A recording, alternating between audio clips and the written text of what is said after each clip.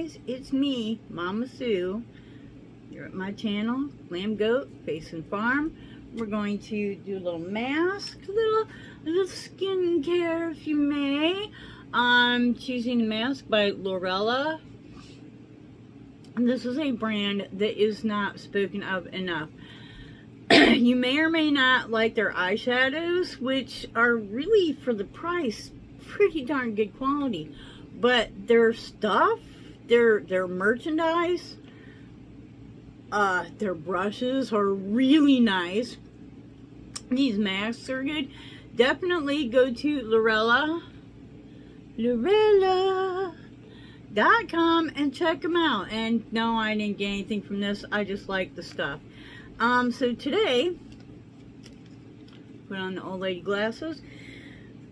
We're using a lemon brightening facial mask, because, you know, I've been doing a lot of moisturizing. Now it's time to hit up the brightening. We're going to read chapter 29 in Exodus. And I also wanted to share with you, I looked up what is the meaning of Exodus, like the literal meaning. We know that it's got to do with Christianity, you know, and like 3 of the 4 books of, I can't even remember the name of that, but literally, what does Exodus mean? And basically, it goes back to a Latin word, exodus, something like that. But it means the road out or the way out is the literal meaning of it, which makes a lot of sense because this book of Exodus is like explaining how Israel came out of Egypt, and that, you know, it was a long and hard road. Anyways, I just thought I would share that with you guys in case you were at all interested. Now I'm going to go put on my mask and let's read the 29th chapter.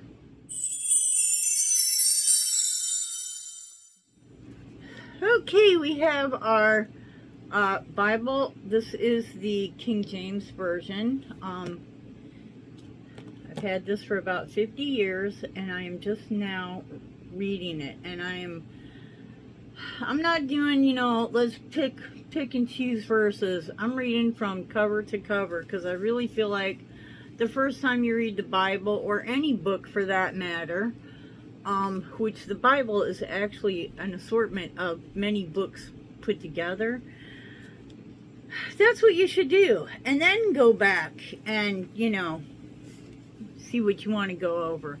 I've got my scissors handy just in case I need to cut that little spot there. Anybody that's done a sheet mask will understand about cutting that little spot there, because it can be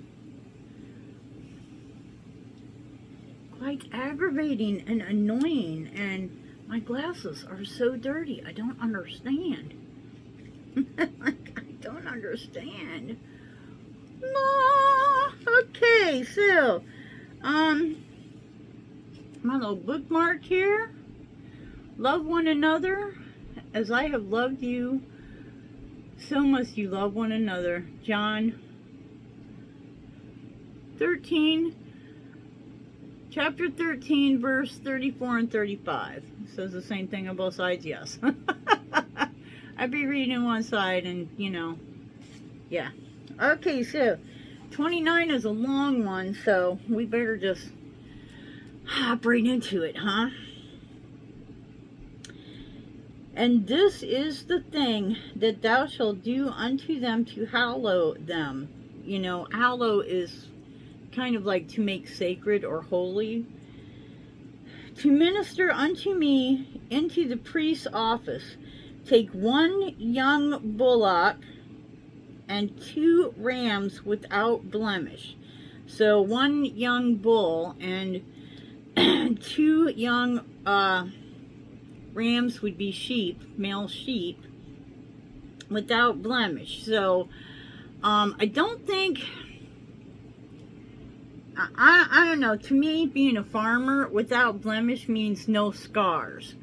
I do see in a lot of like movies and so forth where they went pure white with no, other markings on it. I don't believe that that's truly what blemish means. It means with no scars or wounds. So that the blood is pure. Unleavened bread. That's something I might have to look up. If you know what unleavened bread is, hey, comment below, because I would love your thoughts on that. Unleavened bread and cakes unleavened, tempered with oil, and wafers unleavened, anointed with oil, and of wheaten flour shalt thou make them. And thou shalt put them into one basket, and bring them in the basket with the bull and the 2 rams. Aaron and his sons shall bring unto the door of the tabernacle of the congregation, and shall wash them with water. So basically, the washing of our vegetables, we're talking about that right here, okay? We're talking about germs, and right here, okay? Thou shalt take the garments and put upon Aaron the coat and the robe of the ephod, and the ephod and the breastplate, and gird him with the curious girdle of the ephod. And thou shalt put the mitre upon his head, and put the holy crown upon the mitre. The holy crown. We may have spoken of the crown earlier, but I missed it, or I've forgotten. Then shalt thou take the anointing oil, and pour it upon his head, and anoint him. And thou shalt bring his sons, and put coats upon them. And thou shalt gird them with girdles, Aaron and his sons, and put the bonnets on them, and the priest's office shall be theirs for a perpetual statute. And thou shalt consecrate Aaron and his sons. And thou shalt cause a bull to be brought before the tabernacle of the congregation, and Aaron and his sons shall put their hands upon the head of the bull. And thou shalt kill the bull before the Lord by the door of the tabernacle of the congregation. It's the glasses. And thou shalt take of the blood of the bullock, thou shalt take of the blood of the bull, and put it upon the horns of the altar with thy finger, and pour all of the blood beside the bottom of the altar. And thou shalt take all the fat that covereth the innards, and the caul that is above the liver, and the 2 kidneys, and the fat that is upon them, and burn them in the altar. Okay, being a farmer and having processed animals, I am familiar with some of this. The caul is kind of an accumulation above the liver. It's kind of, for lack of a better way to put it, that how stuff gets into the liver, shall we say? That's not right, but close, but not right. But the flesh of the bull, and his skin, and his dung, thou shalt burn with fire without the camp. It is a sin offering. Thou shalt also take 1 ram, and Aaron and his sons shall put their hands upon the head of the ram. Thou shalt slay the ram, and thou shalt take his blood, and sprinkle it round about upon the altar. Thou shalt cut out the ram in pieces, and wash the inwards of him, and his legs, and put them into his pieces. Put them unto his pieces, and unto his head. Okay, wait a minute. Thou shalt cut the ram in pieces. Wash the innards of him and his legs, and put them unto his pieces and unto his head. Oh, okay. Yeah, okay. I'm like, what? Whose head are we? No, that's, yeah. We're just washing things and then laying it back out again. And thou shalt burn the whole ram upon the altar. It is a burnt offering unto the Lord. It is a sweet Savior, an offering made by fire unto the Lord. And thou shalt take the other ram, and Aaron and his sons shall put their hands upon the head of the ram. Okay, basically, when you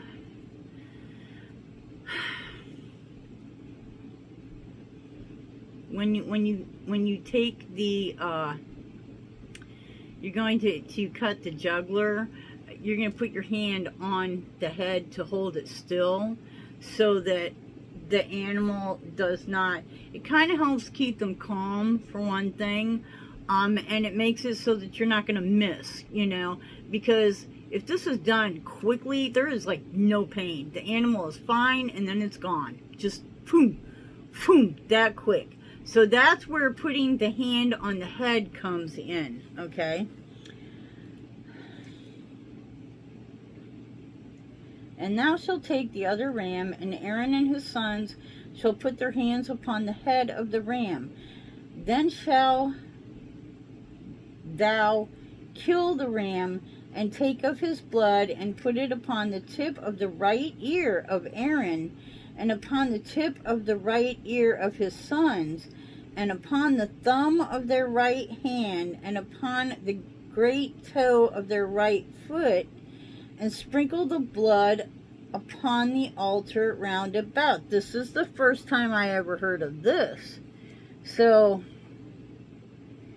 upon the, okay, this is my left hand, but upon the right ear, the right thumb, and the right big toe, we're going to just put a dot of ram's blood. Thou shalt take of the blood that is upon the altar, and of the anointing oil, and sprinkle it upon Aaron, and upon his garments, and upon his sons, and upon the garments of his sons, and he shall be hallowed, and his garments, and his sons' garments with him. And thou shalt take of the ram the fat and the rump, and the fat that covers the inwards, and the caul above the liver, and the 2 kidneys, and the fat that is upon them, and the right shoulder, for it is a ram of consecration. And 1 loaf of bread, and 1 cake of oiled bread, and 1 wafer out of the basket of the unleavened bread that is before the Lord. And thou shalt put it all in the hands of Aaron. So Aaron's got, he's got his hands full here. And in the hands of his sons. Okay. So they're all going to help out here. And thou shalt wave them for a wave offering before the Lord. So wave, if you know better, or if you have a different opinion, please comment below.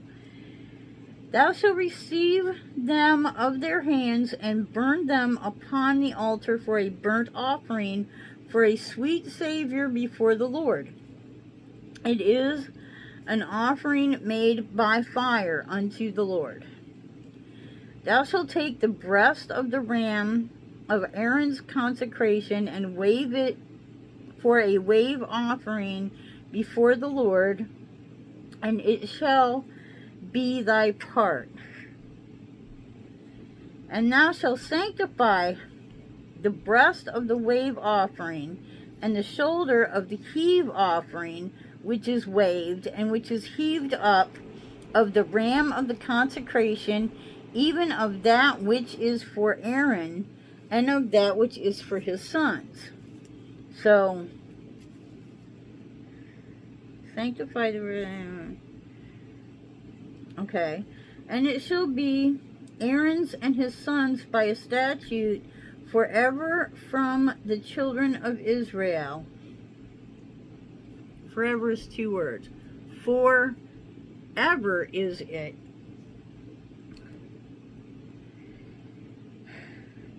For it is a heave offering, and it shall be a heave offering from the children of Israel of the sacrifice of their peace offerings, even their heave offering unto the Lord. I believe that's pronounced Eve or Ev, but I don't, And the holy garments of Aaron shall be his sons after him, to be anointed therein and to be consecrated in them. And that son that is priest in his stead shall put them on 7 days when he come into the tabernacle of the congregation to minister in the holy place. That son that is priest in his stead shall put on the garments 7 days when he comes into the tabernacle. So I'm not sure if we have more than one garment that are just the same. So we're like representing with the same type of garment, or if we're talking about wearing the same garment for 7 days in a row, which would basically mean that somebody's washing some clothes here every night. Thou shalt take the ram of the consecration and seethe his flesh in the holy place. Seethe. S-E-E-T-H-E. And Aaron and his sons shall eat the flesh of the ram, and the bread that is in the basket, by the door of the tabernacle of the congregation. And they shall eat those things wherewith the atonement was made, to consecrate and to sanctify them. But a stranger shall not eat thereof, because they are holy. And okay, I know that communion came from the last dinner, but this is kind of sounding a little communion-ish here. And if aught of the flesh of the consecration or of the bread remain unto the morning, then thou shalt burn the remainder with fire. It shall not be eaten, because it is holy. So we ain't doing leftovers, okay? And thus shalt thou do unto Aaron and to his sons, according to all things which I have commanded thee. 7 days shalt thou consecrate them. I told you this one's a little bit long. She's a little bit long. We're getting there, though. We're getting there. So we built the tabernacle. We built the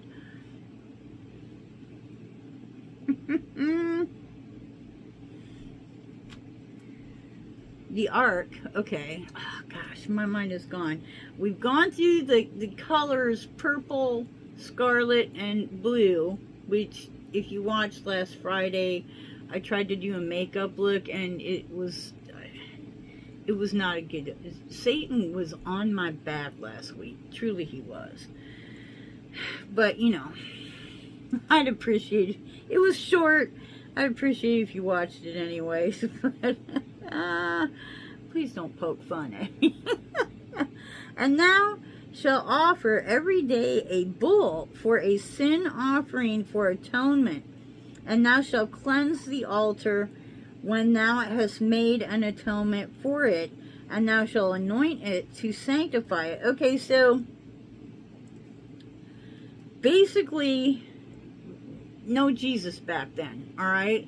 So you had to make sacrifice for your sins. I mean, you couldn't just sin and go, gee, I'm sorry.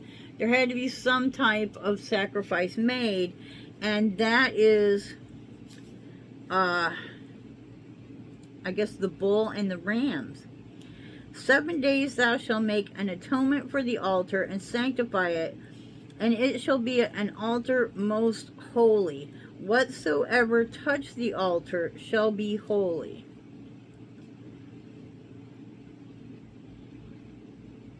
How are you going to clean it, though? Because it says, and thou shalt cleanse the altar when thou hast made atonement for it. Okay, it's probably just curiosity and not something like important knowledge. Now this is that which thou shalt offer upon the altar: 2 lambs of the first year, day by day continually. 1 lamb shalt thou offer in the morning, and the other lamb thou shalt offer at evening. And with the 1 lamb 1/10 deal of flour, mingled with the 4th part of a hin of beaten oil, and the 4th part of a hin of wine for a drink offering. And the other lamb shall be offered in evening, and thou shalt do a blah, blah, blah, blah, blah, blah. And the other lamb thou shalt offer at evening, and shalt do thereto according to the meat offering of the morning, and according to the drink offering thereof, for a sweet Savior, an offering made by fire unto the Lord. So basically, you're doing this twice a day. And thou shalt be a continual burnt offering throughout your generations at the door of the tabernacle of the congregation before the Lord, where I will meet you, to speak there unto thee. And there I will meet with the children of Israel. This shall be a continual burnt offering throughout your generations at the door of the tabernacle and the congregation before the Lord, where I will meet you, to speak there unto thee. I knew it. The tabernacle is like a communication thing. That's why it had to be built due to specifications. There I will meet with the children of Israel, and the tabernacle shall be sanctified by my glory. I will sanctify the tabernacle of the congregation and the altar. I will sanctify also both Aaron and his sons to minister to me in the priest's office. And I will dwell among the children of Israel, and I will be their God. And they shall know that I am the Lord their God, that brought them forth out of the land of Egypt, that I may dwell among them. I am the Lord their God. And then we're getting into chapter 30. Chapter 30 is just another long one. So, keeping in mind that these were things before Jesus, because at the crucifixion of Jesus, everything changed. Everything changed.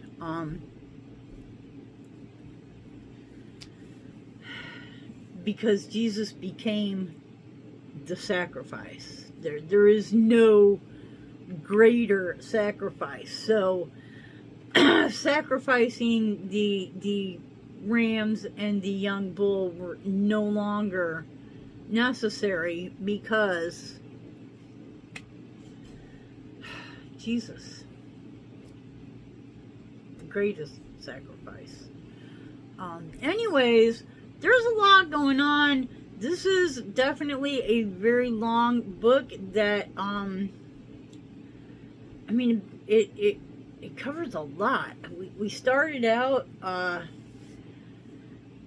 with Moses leading us out of Egypt, and Moses is still with us.